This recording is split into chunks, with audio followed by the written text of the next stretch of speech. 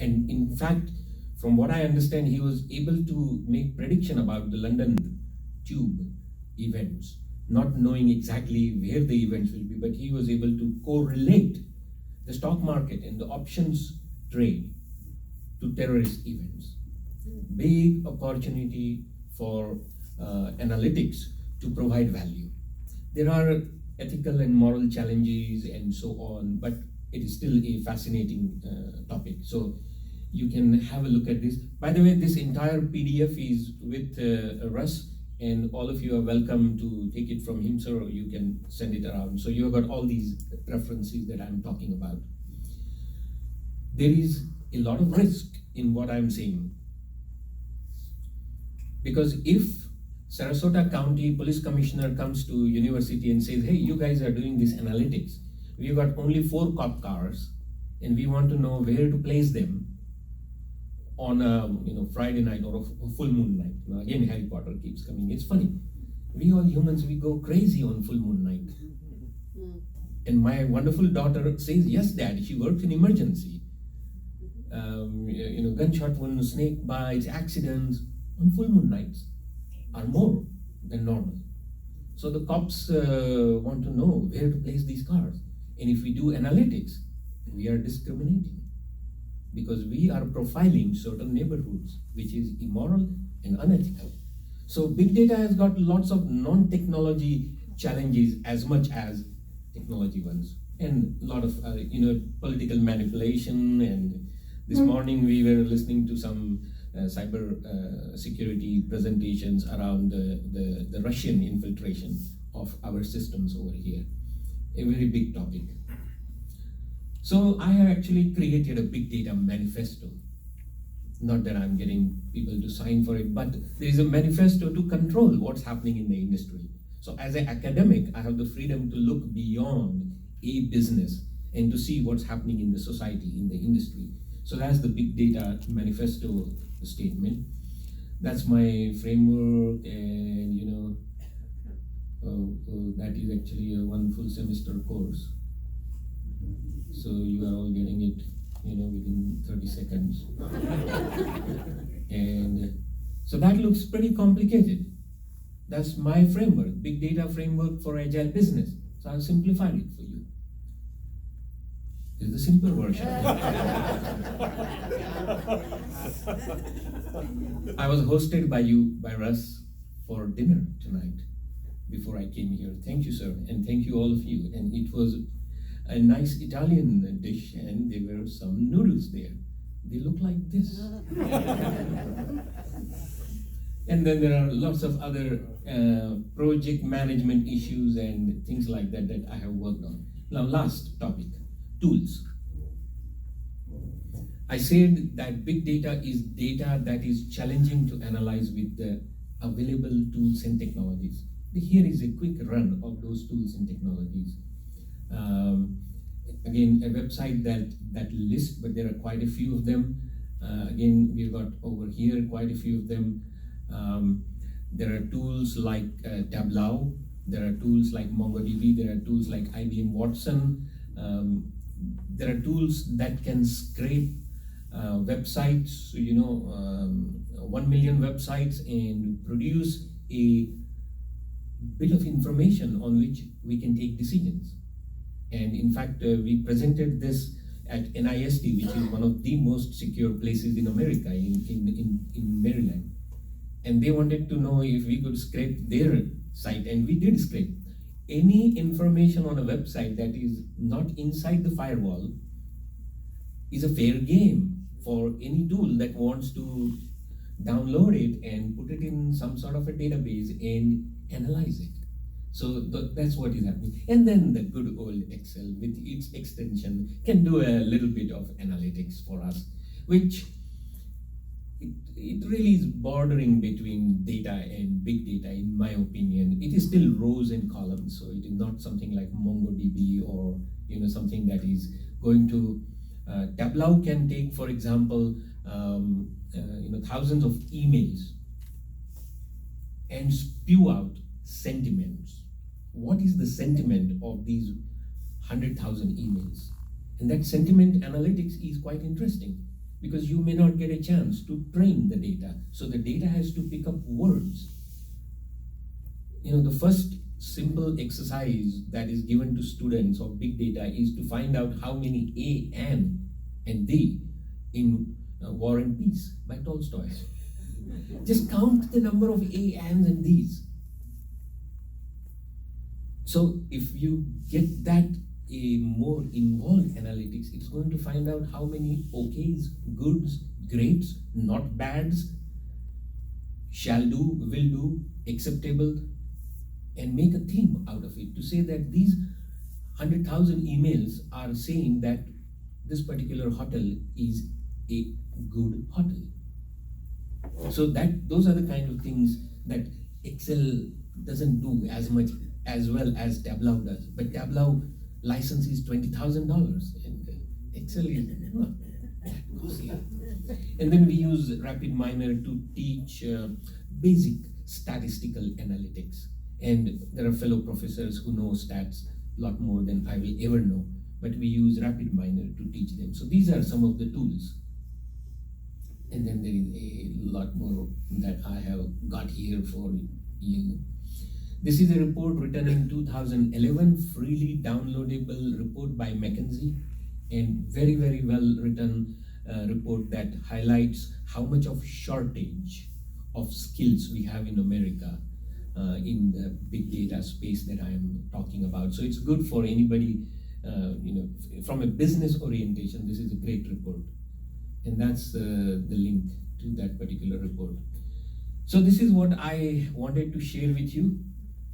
I am keeping time very well. Big challenge for professors. They just keep on talking and they just don't stop and they don't know how to stop. So I'm not a good professor, right? Because I know how to stop and when to stop. So in another 1 minute. No criticism of my friends. They are great professors. The people I work with in Sarasota, in University of South Florida, I just love them. Dr. Tom Becker, for example, is a national icon in psychology and sociology of management. I learned so many things from him because just the way I am walking, he can figure out did I have good sleep or not. So I shared with you what's big data. And then the characteristics of volume, velocity, variety, veracity, and value. Then I shared with you some real-life applications of big data. And there are many others that I could have shared. Two that come to my mind right now. Sorry, I'll go beyond 1 minute. But I know I'm going beyond 1 minute, and that's good. FedEx charts the path of their delivery truck so that the right turns are maximized. And that helps because in America, we can take a right turn on red. It horrified my family. Hey, Dad, it's red. I said, it's America. I am allowed to take a right turn on red in America. By the way, this is fascinating. I got my driver's license within a month after I landed here, which allows me to drive on the left side of the road. Sorry, here we drive on the right side. I used to drive in Australia on the left side, so I have a driver's license that allows me to drive on the left side. I have a driver's license from Florida, which allows me to drive on the right side. And occasionally when I drive in India, I need both the license. I am very proud of the fact that I can drive in my home country. I then simply mentioned the big data framework, but I didn't share much because I wanted to take you through some of those use cases that I talked about. And then I also highlighted some of the tools that are being used by businesses to analyze the data. That's not my picture, but I just love that picture. So once again, thank you very much for having me. And this is what I wanted to share with you.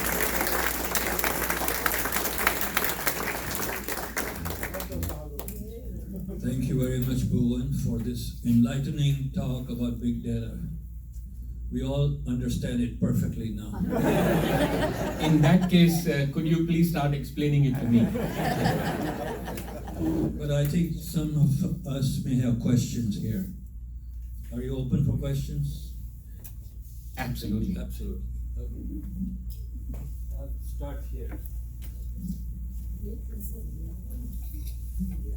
Hi.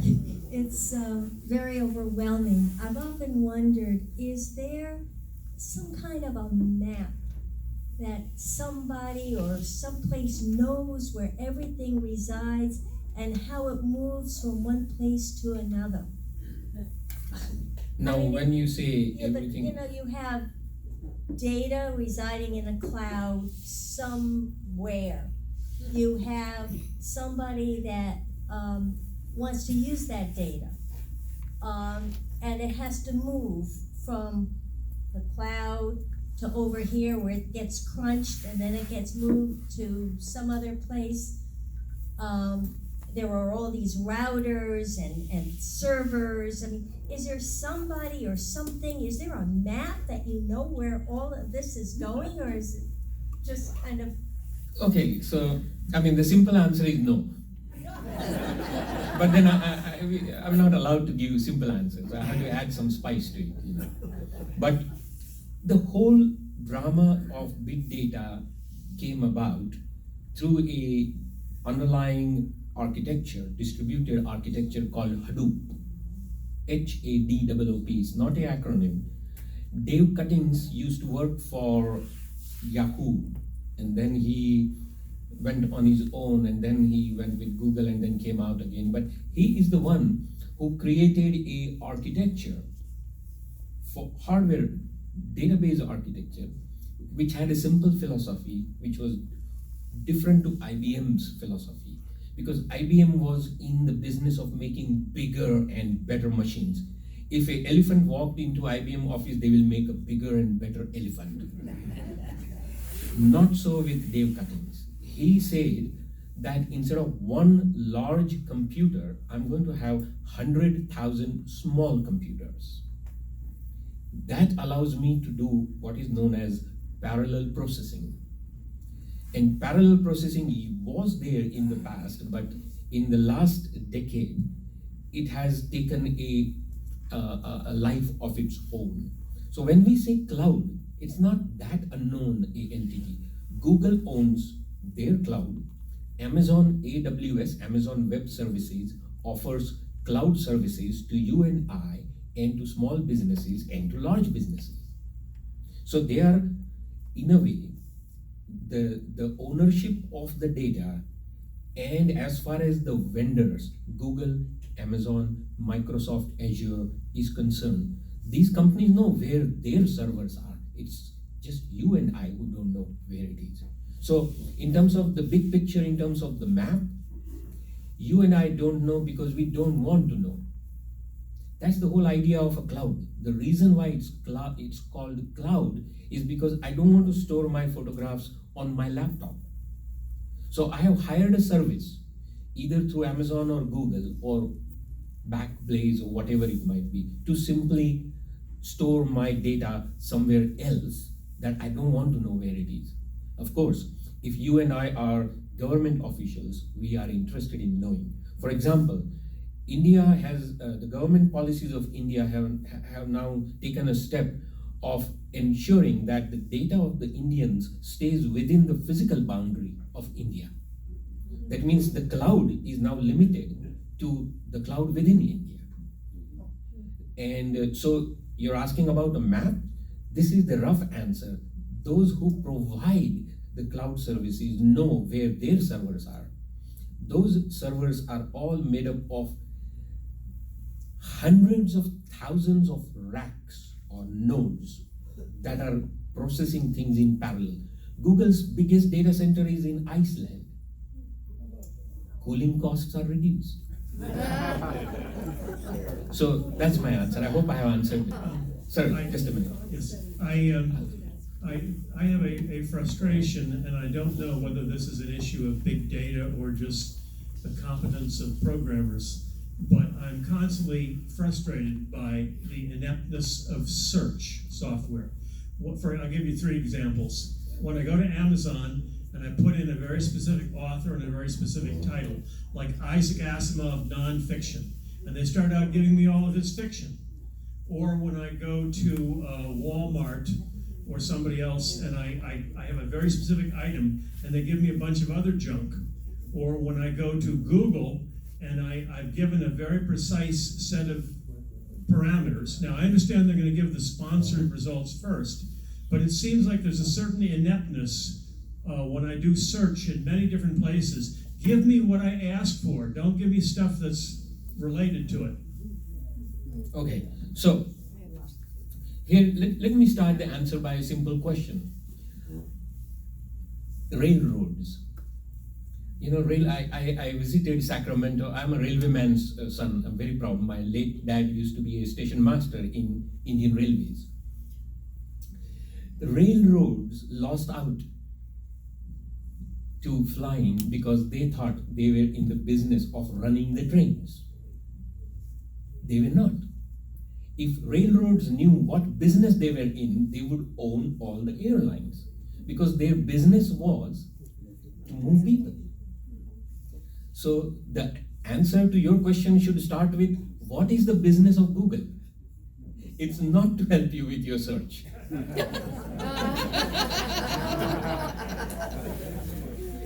Same with Amazon, same with other companies. So yes, you can ask for Asimov's non-fiction, but no harm is done in pushing the fiction in front of you with the hope that maybe not you, but someone like you might say, I mean, my shopping is really bad, like the garbage bin example, So I can tell you that the search algorithms are extremely sophisticated, although they can always be improved upon, but the results you are getting is not because the algorithms are not working, but perhaps because they are working. They don't give me, if I want Asimov's nonfiction, they don't give me that first. And so I'm going to give up in frustration by reading all 2 pages of his fiction. So I will not end up buying the nonfiction book from Amazon. So it's a stupid search strategy. Well, I'm not Amazon, but I can tell you why Publix would put the milk and bread in the last row. Because you and I are going to walk through all the non-essentials to buy a bottle of milk and come back with all the non-essentials. Sometimes my shopping results in a trolley full when I've gone to buy only milk and bread. So, yes. Yes, sir. The cloud. I buy a new Dell computer or this or that, Lenovo, what have you. We've got this conversation back and forth of, you have so many gigabytes of free space on the cloud. From your knowledge experience in the area today, there's a question of the safety of my data on the free cloud. Can you comment on that? Okay, so just to repeat the question, there's a lot of data being offered for free. A lot of And space. yeah, it's free space. Space. Data space. 5 gigabyte free if you sign up, and 2 gigabytes and whatever. And the question is a comment on the safety and security of freely offered data space. So the question is important, but the first part of the answer is that if it is free, what should we expect?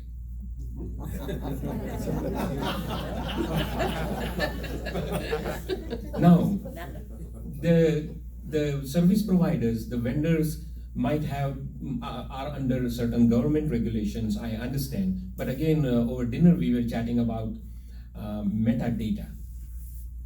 So there are 60, 70, 80 people in this room. There is data, who am I, my name and all that. And there is metadata, which is the total number of people and the average age of the people and so on.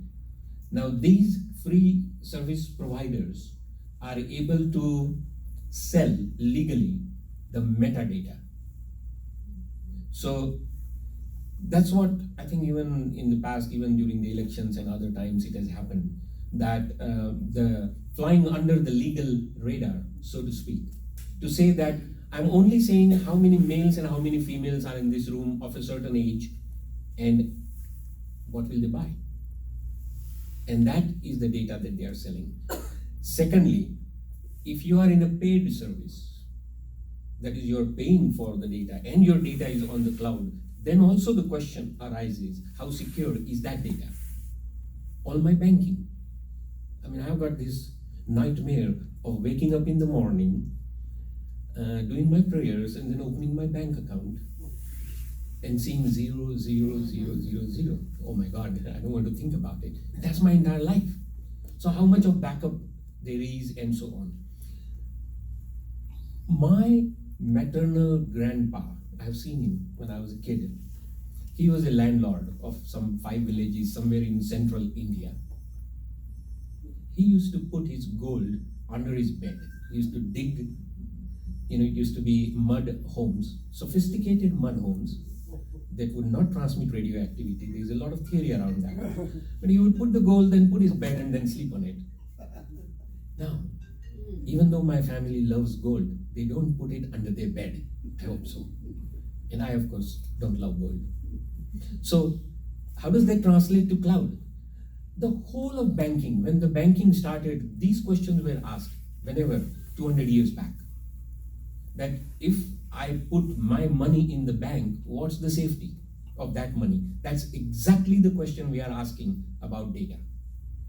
And there is no direct answer. There are rules, there are regulations, but there is value to that data, and it is not 100% protected. Question here. You mentioned that there were 4 moral and ethical questions that you're working on, and I'm wondering, what do you consider the major moral and ethical questions that we should all live by? Okay, so this was the question on the mic, so I don't have to repeat it. So, see, the whole of analytics, statistics, and research methods are also quantitative. They use statistics. Was to narrow down the possibility from a large set of data. So in this group, if I have to ask a question, who is the speaker, then the analytics will narrow down to 2 of us who are standing, and then it can decide based on algorithms whether it's going to be Bhuvan or Ras. Now, analytics are now so sophisticated that they are able to narrow down to a extremely, they basically are encroaching on my entire privacy. And I'll tell you the story. I think it was either Target or Walmart, I'm forgetting now, but you may have heard of it, that they were sending these stuff, baby stuff, flyers on baby stuff, baby toys and baby prams and baby this and baby that to a person's home. He got very angry. So he called them and he says, why are you sending this stuff? And they said, oh, we thought your daughter was pregnant. And he says, what rubbish are you talking about? I'll sue you and this and that. It turned out that his daughter was pregnant. So, sir, your question is a very important question, and with every advance in technology, we the humans need to spread out that advance on psycho-social, cultural, moral, ethical issues. Way back when the first steam engine ran in UK somewhere, there was a man with a white flag who was walking in front of the steam engine to make sure that the speed of the engine is not so high as to pollute the atmosphere. And today we are, our cars, our airplanes, and so on. So, what are the issues? Big data analytics can be discriminatory because it can pinpoint the areas of crime. Big data analytics can be discriminatory because it can almost predict whether Bhuvan Unhelkar is going to have a heart attack. And therefore the insurance company will say, excess is $30,000. And therefore Bhuvan cannot be insured. Big data analytics can be discriminatory because it can tell me which of my students are going to fail this particular course that I'm teaching. In fact, we use a humble tool called Canvas. And there also it starts flagging students. And this is not even big data analytics. So these are moral ethical questions. How ethical it is for an insurance company to find out what's going to happen to Bhuvan before they insure me is an ethical question. And then it expands into so many other areas. Yes, sir. How many small businesses use Google Analytics? Reason I asked that, 24 years ago, I was in the property casualty business. We put up 2 websites. Today, our one website, that exclusively, that's where we get our business, from that thing. And I get these reports, which I religiously get every month, and I'm overwhelmed. I mean, I just cannot keep up with it. Yes. Okay? And when I ask some of my colleagues who are still in business yet, and I talk about Google Analytics, they're clueless. Yes. Are small businesses using it, or what? They are, and B, it is my job as an academic in a state-run university in Florida to promote analytics, like big data analytics for small businesses. Because small businesses will not have any setup other than a laptop. So the solution is cloud-based analytics, and that's what you are using. And I mean, we have got, in Sarasota, we have got restaurants and coffee shops and barbers and so many small businesses. They can benefit by analytics, by simple things like there are so many factors: snowbirds, weather, any sporting event, any musical event, any political leader traveling through Sarasota impacts how many waiting staff a restaurant should employ tomorrow. And if they can save on one waiting staff, that's $100. So you are spot on. We don't have enough awareness, but then as with every other technology, those small businesses have now started using online banking, whereas they refused to use online banking 10 years ago. So that's the direction in which we are moving. Awareness, government rules and regulations and so on, something related to the question you had asked. Yes, ma'am. Could we go one time more back about the bank safety? You were kind of indicating or sending money. Yeah, I was comparing data safety with cash safety. And I was saying that we put the money in the banks, but they are not always safe. And there was this rogue trader in Singapore ages ago in the 90s. I do remember he brought the entire Royal Bank down in the UK. And one would have thought that at least the Royal Bank will be one of the safest bank, and we don't have that safety. I mean, other than nationalized banks, and India went through the cycle, first open banking, then nationalized banking, now again privatized banking. Australia had a lot of challenge with private banking, and then government had to go and guarantee a certain amount of money, even if it has been put in a private bank that is going down. The same applies to data. That's what I was trying to say, that I put my data in a bank. That's data. I don't have a physical currency. I've got $5,000, that's data. Now I rely on the bank, and it's only one thing, the password. I mean, yes, we are doing a lot of security and privacy issues and so on, but again, we were chatting over dinner right now that you and I are able to open our phone by just putting our fingers onto our phone.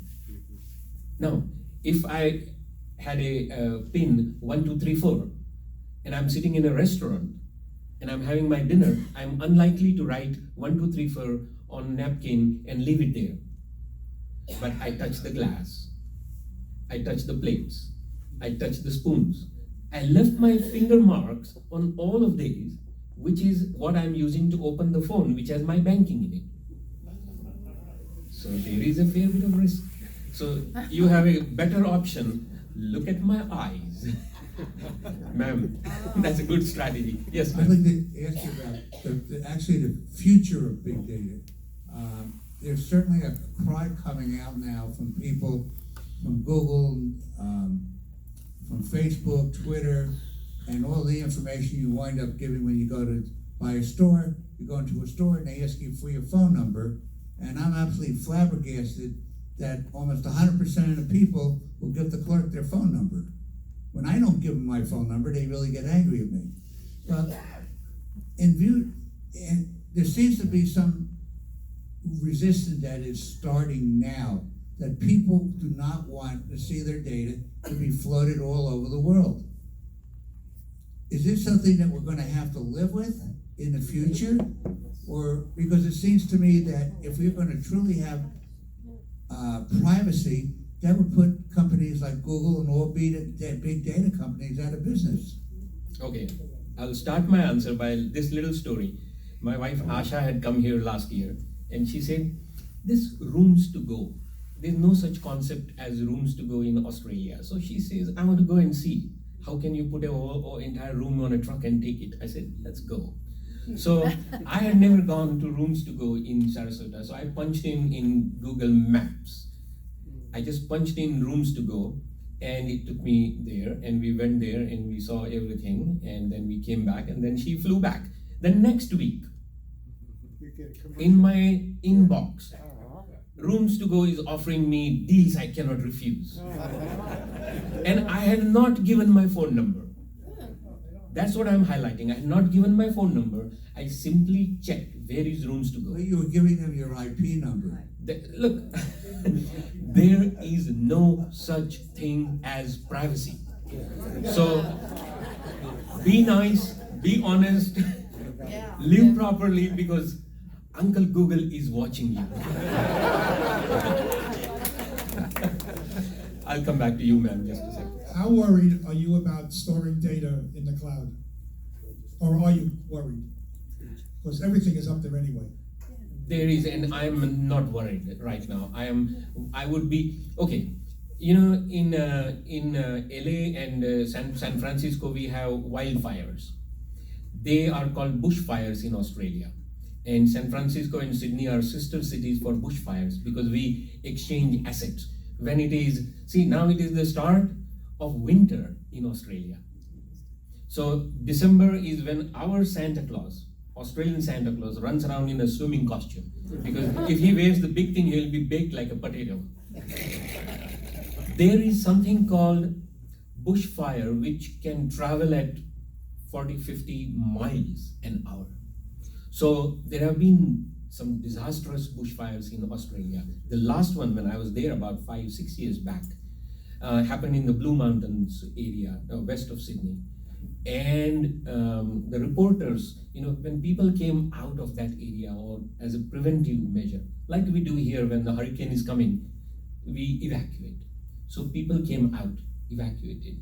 And the reporters were asking, you know, the fire is coming at 40-50 miles an hour, or 60 kilometers an hour, let's translate that, because that I remember was the report. People would grab whatever is most precious to them and run. So the elders all ran with their family photographs, you know, daughters and son and grandchildren and dog, and they grabbed their photograph, they grabbed their cash, and they ran. And the youngsters, and there were quite a few youngsters, what did they run with? Their mobile phone, their cell phone. They didn't care if they had clothes on, but they had to have their cell phone. To answer your question, their photographs are in the cloud. The elders have their photographs physically displayed in the home. The youngsters have their photographs in the cloud. So when the wildfire comes, the elders are running with physical assets, the youngsters are running only with their cell phone. So that tells us that there is a certain value and a certain safety and security in putting your data on the cloud, with lots of ifs and buts. Yes, ma'am. So my question is, who is doing the work on the behavioral side of My question is, who is doing the work on, Who is doing the work on the behavioral side? Analytics have been around, I think, for quite a long while. We're seeing it all a lot of it come to fruition. and us, all of us in this room are being bombarded by big data. We are Yes. being manipulated. We Yes. are very, very vulnerable. Yes. Because behaviorally, we're packing our suitcases. And the rest of, and the younger generations, we don't even know that it's happening, but it is. So how do we gear up to accept and embrace and Well, manage? the question is, how do we gear up to accept and embrace the new technologies? Only to the extent that it helps enriches our lives. I mean, what else can we do with the technology? The youngsters, the next generation, Gen Y, Gen Z, Gen whatever it is, are going to use technologies in a very different way. Because you and I had to learn to use technology that they are born in. I mean, I'm a COBOL programmer, and we talked about that. And those who used to program in assembler used to say, hey, look at that COBOL programmer. He has no idea how to play around in the main memory, because assembler programmers used to write efficient code. Now, I was born and brought up with COBOL, so to speak. So I didn't have to worry about what is happening in the memory. The next generation, and they have done, TripAdvisor has run a large survey to find out what is it that a young traveler is worried about. They are not worried about cash, they are not worried about clothes, they are not worried about anything other than their cell phone. Therefore, if I have to predict, in a decade, every baby born in a hospital will be inserted with a IP address chip. And in a few hundred years, newborn human babies will have an antenna protruding out of their head that will contain their unique identity. It will just happen, like we lost our tail. So what's the problem in growing something on our head, which is an antenna? On a more serious note, use only as much as it enriches your life and mind. I enjoy photographs and videos, and I take zillions of them. But I don't enjoy playing games on the cell phone, so I don't. But if you are a bridge player, you can, or you are a chess player, you can enrich your life, because today you can play chess with someone sitting in Japan or China, which was not possible a few years back. Entertainment has its value, thought processes have their value. There is so much that is happening that you can participate in without worrying about losing the privacy. And then, of course, if you are too adventurous, then you lose your privacy. That's true even in the physical world. Yes, right. Yes, sir. One of the things you talked about is the economic incentives for big data creation. That's a drive for profitability, is the need for that. And the other side of the coin, an awful lot of the work that's done presents a public picture, okay, based upon big data representations, which doesn't, in a case-by-case basis, match the physical world that people are trying to use to make decisions. That generates a false fear. People are turned